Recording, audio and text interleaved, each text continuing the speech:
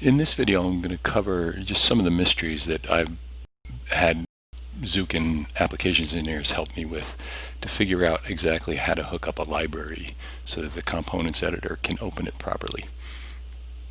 So right here we can see I have this library selected, and it's the Zuken CE Data CAD Enhance 4. And if I go to one of the symbol, if I select a part, this gets populated and shows me all the parts in that library. And if I expand this 10M08 S324 and expand it, I can see all the parts and then the symbols for that part. And if I right click on a symbol and say open it, the symbol editor opens that whole library, and I can see the symbol very clearly over here. Okay. If you're not set up correctly, not all of this is going to work. So what we're going to do right now is just cover how the mysteries of how some of this works. And it starts basically, there's basically two resource files, Zuken resource files, that control this. But the first thing you got to know is the priority of resource files, where your resource files are going to come from. So if you have resource files in this app data Zuken components editor settings directory, that's going to rule the day. I don't happen to have that, so if I go to my directory here, and it's nice to know that you can use those. If you go here, you can use that shortcut app data.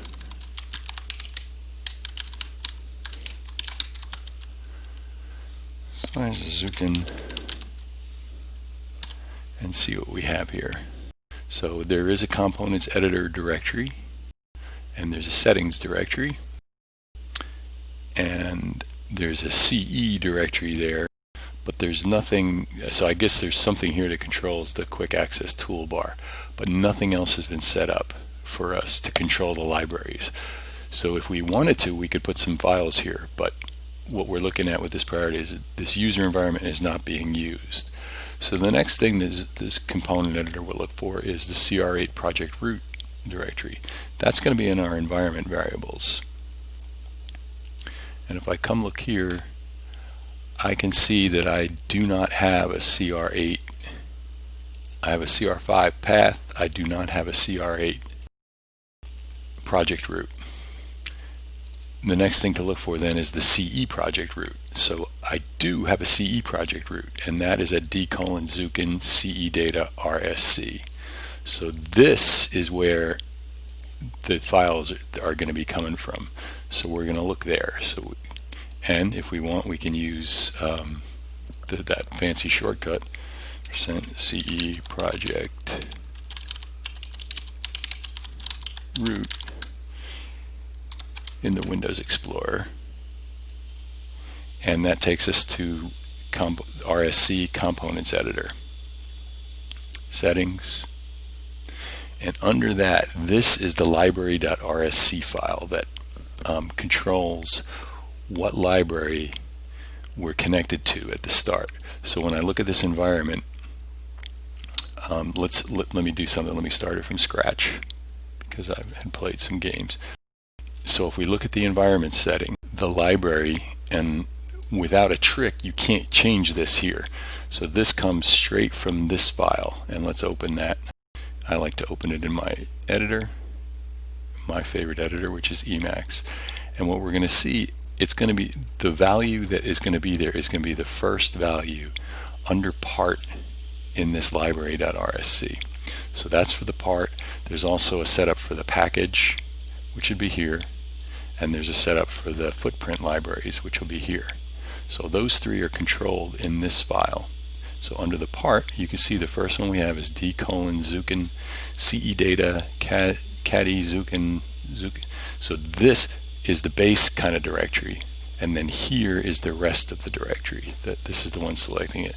So this was a library that was given to me by Zuken applications engineer Ed Durante, and this is the path to where the PRT file is, and that's what comes up when we start.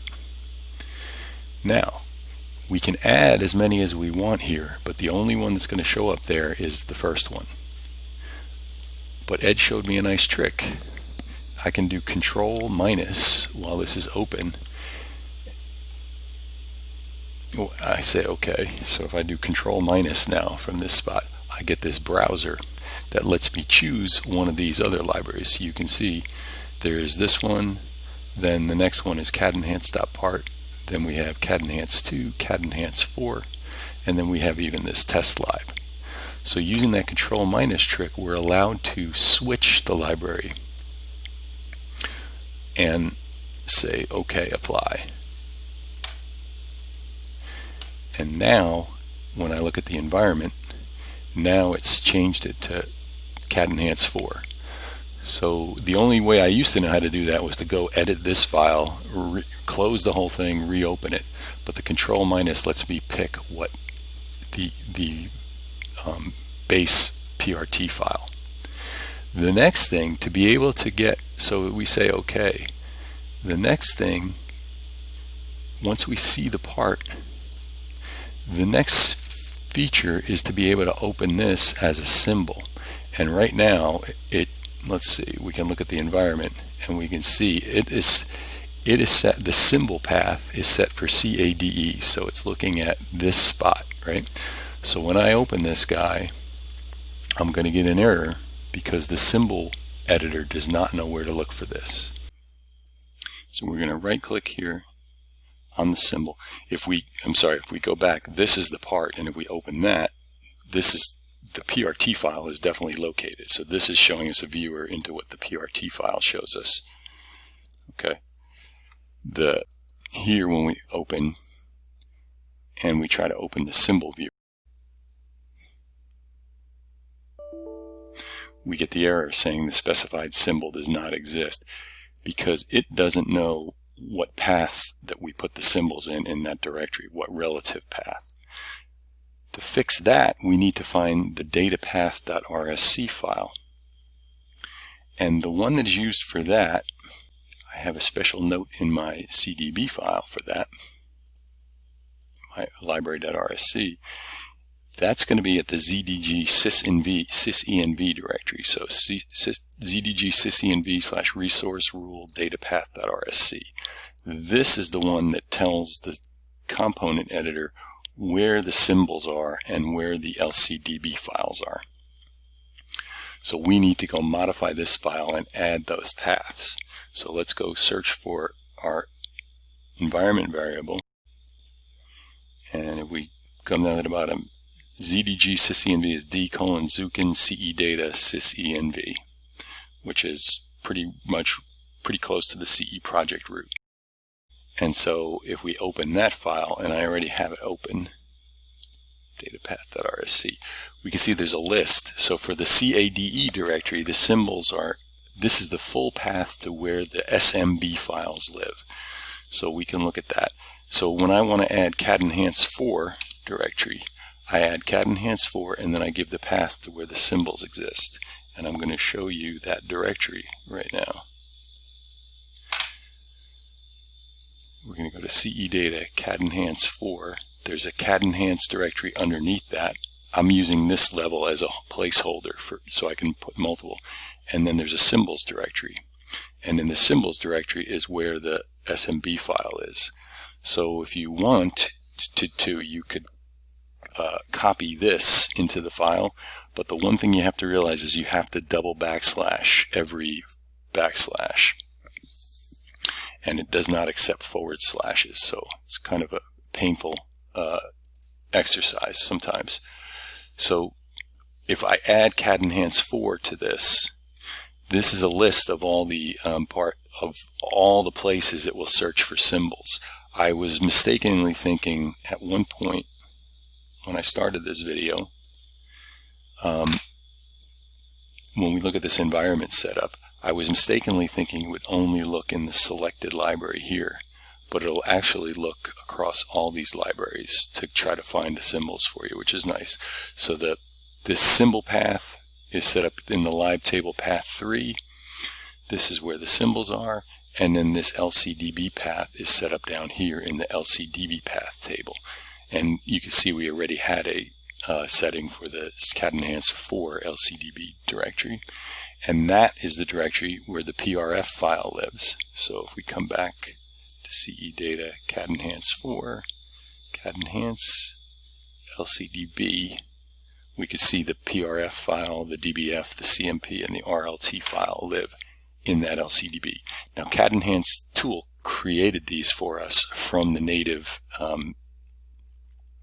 files, and it also created this catenhance.prt file, and it created the SMB files.